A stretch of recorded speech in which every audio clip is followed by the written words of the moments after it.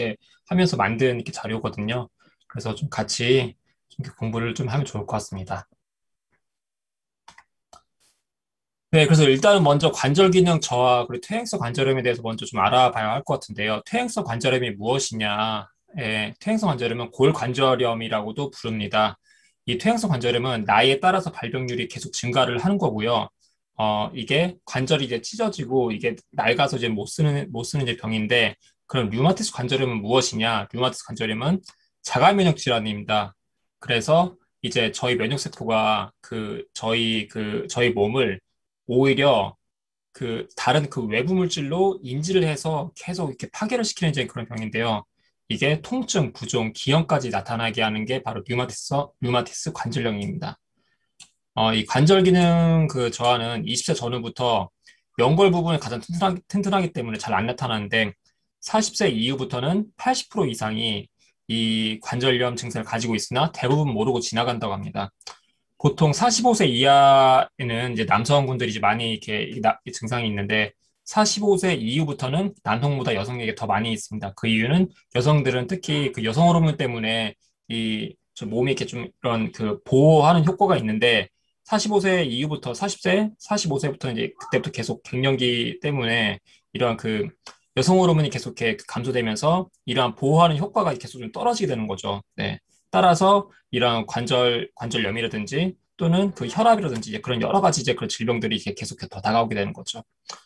그래서 이 관절염은 주로 하중을 많이 받는 관절 그리고 이용을 많이 하는 손 관절부터 시작을 하게 됩니다.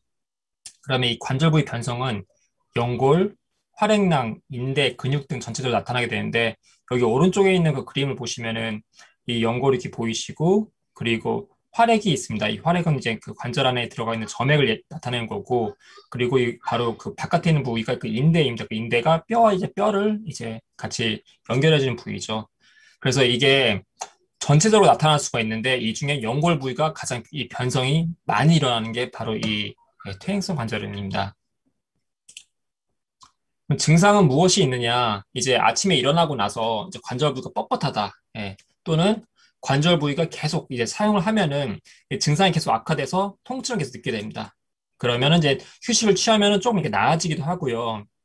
이제 무릎 관절 같은 경우는 이제 좀 아프고 부종이 생길 수도 있고 이제 자세가 약간 좀 안정하지 좀 않은 좀 그런 안정하지 않을 수가 있고요.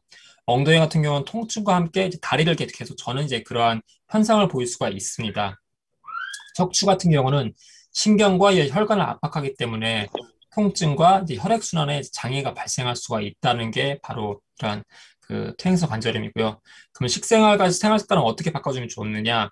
특히 비만인 같은 경우는 퇴행성 관절염이 이제 체중 감량, 즉 이제 살만 빼준다 하더라도 증상이 굉장히 이렇게 호전되는 게 많이 이제 다반사라고 합니다.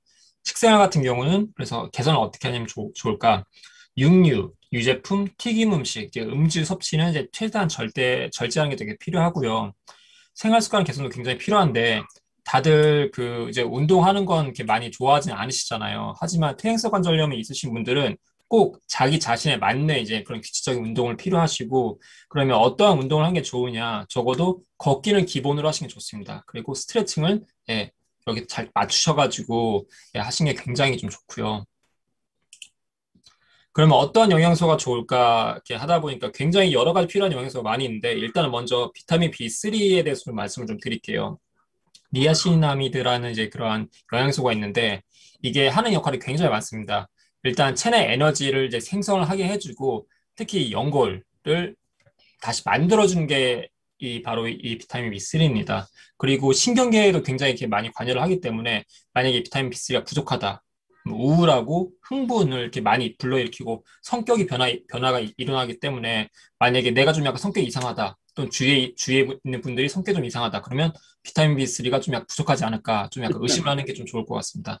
그리고 비타민 B3 같은 경우는 부족하게 되면 간 근육의 강도를 저하시킵니다.